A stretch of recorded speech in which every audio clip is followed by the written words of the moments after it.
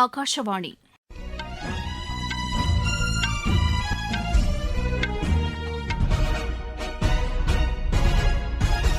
செய்திகள் வாசிப்பவர் வடிவழகி கபிலன். தலைப்புச் செய்திகள்: பாஸ்போர்ட் கோரி விண்ணப்பித்தவர்களுக்கு அவற்றை விரைந்து வழங்க அரசு உறுதி பூண்டிருப்பதாக வெளியுறவுத்துறை அமைச்சர் டாக்டர் ஜெய்சங்கர் கூறியுள்ளார்.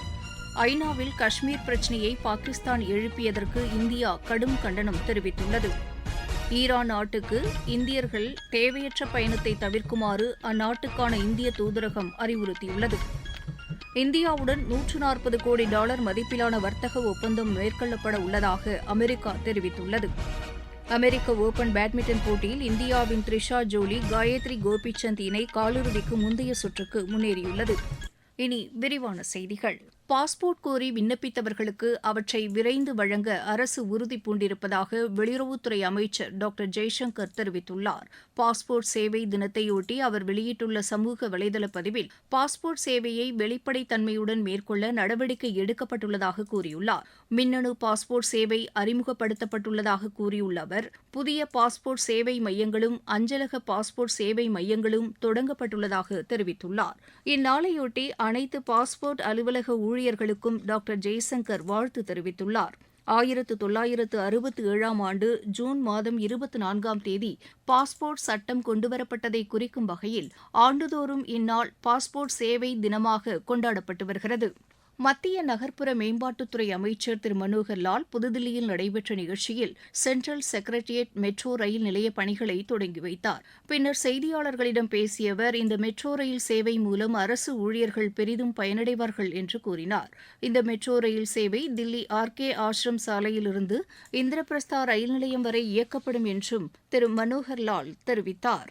கவியரசு கண்ணதாசனின் பிறந்த நாளில் தமிழ் மொழிக்கும் இலக்கியத்திற்கும் திரையுலகத்திற்கும் அவர் ஆற்றிய அளப்பரிய பங்களிப்பை போற்றி நினைவு கூர்வதாக தகவல் ஒலிபரப்புத்துறை இணையமைச்சர் டாக்டர் எல் முருகன் கூறியுள்ளார். இது தொடர்பாக சமூக வலைதளத்தில் அவர் வெளியிட்டுள்ள பதிவில், தமது கவிதைகளாலும் தத்துவ சிந்தனைகளாலும் மனித உணர்வுகளை தமிழில் மக்களின் இதயங்களில் பதித்த மாபெரும் படைப்பாளி அவர் என்று பாராட்டியுள்ளார். அவரது படைப்புகள் தலைமுறைகளை தாண்டி என்றும் வழிகாட்டும் ஒளியாக திகழும் என்றும் டாக்டர் எல் முருகன் கூறியுள்ளார். தென் மாநிலங்களில் போதைப்பொருள் புழக்கத்தை கட்டுப்படுத்த ஒருங்கிணைந்த நடவடிக்கை மேற்கொள்ளப்பட வேண்டியதன் அவசியத்தை கேரள முதலமைச்சர் திரு VD சதீசன் வலியுறுத்தியுள்ளார். இதுகுறித்து தமிழகம், கர்நாடகா மற்றும் புதுச்சேரி முதலமைச்சர்களுக்கு அவர் எழுதியுள்ள கடிதத்தில், கேரளத்தில் போதைப்பொருள் பயன்பாட்டிற்கு எதிராக சிறப்பு இயக்கம் மேற்கொள்ளப்படுவதை சுட்டிக்காட்டியுள்ளார். இந்த இயக்கத்தின் மூலம் போதைப்பொருள் கடத்தல் மற்றும் விற்பனை குறித்த புலனாய்வு தகவல்களின் அடிப்படையில் கடத்தல்காரர்களின் சொத்துக்களை பறிமுதல் செய்ய நடவடிக்கை எடுக்கப்பட்டு வருவதாகவும் அவர் கூறியுள்ளார். மாநில எல்லைப் பகுதிகளில் போதைப்பொருள் கடத்தலை தடுக்க கடும் நடவடிக்கை எடுக்க வேண்டும் என்றும் திரு சதீசன் கேட்டுக் கொண்டுள்ளார். முந்த்ரா துறைமுக போதைப்பொருள் பறிமுதல் வழக்கு தொடர்பாக தில்லியில் உள்ள பல்வேறு இடங்களில் அமலாக்கத்துறை இன்று சோதனை மேற்கொண்டது. போதைப்பொருள் கடத்தல் மூலம் கிடைத்த பணத்தை தில்லியில் புழக்கத்தில் விட்டதாக தகவல் கிடைத்ததை அடுத்து இந்த சோதனை நடத்தப்பட்டது. இது தொடர்பாக கடந்த 2022 ஆகஸ்ட் மாதத்தில் தேசிய புலனாய்வு முகமை ஹர்ப்ரீத் சிங் என்பவரை கைது செய்தது. புதுதில்லியில் உள்ள அவரின் அலுவலகங்கள் மற்றும் தொடர்புடைய இடங்களில் சோதனை மேற்கொள்ளப்பட்டு வருகிறது. இந்தியாவுடன் $140 கோடி மதிப்பிலான வர்த்தக ஒப்பந்தம் மேற்கொள்ளப்பட உள்ளதாக அமெரிக்க வெளியுறவுத்துறை இணையமைச்சர் பெத்தனி தெரிவித்துள்ளார். அமெரிக்காவில் நிகழ்ச்சி ஒன்றில் பேசிய அவர், இதன் மூலம் இருநாட்டு வணிகர்கள் பயனடைவார்கள் என்று குறிப்பிட்டார். பிரதமர் திரு நரேந்திர மோடியும் அமெரிக்க அதிபர் திரு டொனால்டு டிரம்பும் இணைந்து இருநாட்டு உறவுகளை மேம்படுத்த நடவடிக்கை எடுத்து வருவதாக பெத்தனி தெரிவித்தார். நீங்கள் கேட்டுக்கொண்டிருப்பது ஆகாஷவாணியின் செய்தி அறிக்கை. ஊரக வளர்ச்சிக்கான புதிய அத்தியாயம். வளர்ச்சியடைந்த இந்தியாவிற்கான ஊரக வேலைவாய்ப்பு உறுதி மற்றும் வாழ்வாதார சட்டம் ஜூலை மாதம் 1ஆம் தேதி முதல் செயல்பாட்டுக்கு வருகிறது. இந்த சட்டம் வருடத்திற்கு 125 நாட்கள் வேலையை உறுதி செய்கிறது. இதில் வாரந்தோறும் ஊதியம் வழங்கப்படுவது கட்டாயமாக்கப்பட்டுள்ளது. பணி முடிந்த 15 நாட்களுக்குள் ஊதியம் வழங்குவதை உறுதி செய்வதற்கான அம்சங்களும் இதில் இடம்பெற்றுள்ளன. ஊதியம் காலதாமதமாக வழங்கப்பட்டால் அதற்கான இழப்பீட்டுத் தொகைக்கும் இதில் வகை செய்யப்பட்டுள்ளது. வளர்ச்சியடைந்த இந்தியாவிற்கான பயணத்தில் மோடி அரசு தொடரும் சீர்திருத்த நடவடிக்கைகள்.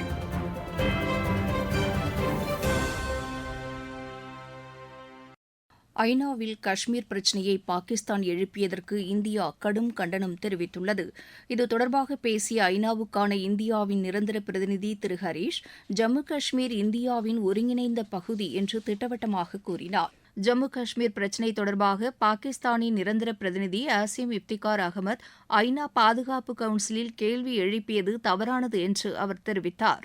ஐநா பாதுகாப்பு கவுன்சில் உறுப்பினர் பதவியை பாகிஸ்தான் தவறாக பயன்படுத்துவதாகவும் திரு ஹரீஷ் குற்றம் சாட்டினார். ஈரான் நாட்டுக்கு இந்தியர்கள் தேவையற்ற பயணத்தை தவிர்க்குமாறு அந்நாட்டுக்கான இந்திய தூதரகம் அறிவுறுத்தியுள்ளது.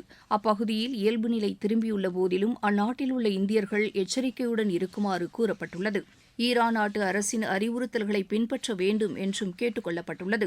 அந்நாட்டில் உள்ள அனைத்து இந்தியர்களும் உடனடியாக இந்திய தூதரகத்தில் பதிவு செய்யுமாறு தெரிவிக்கப்பட்டுள்ளது.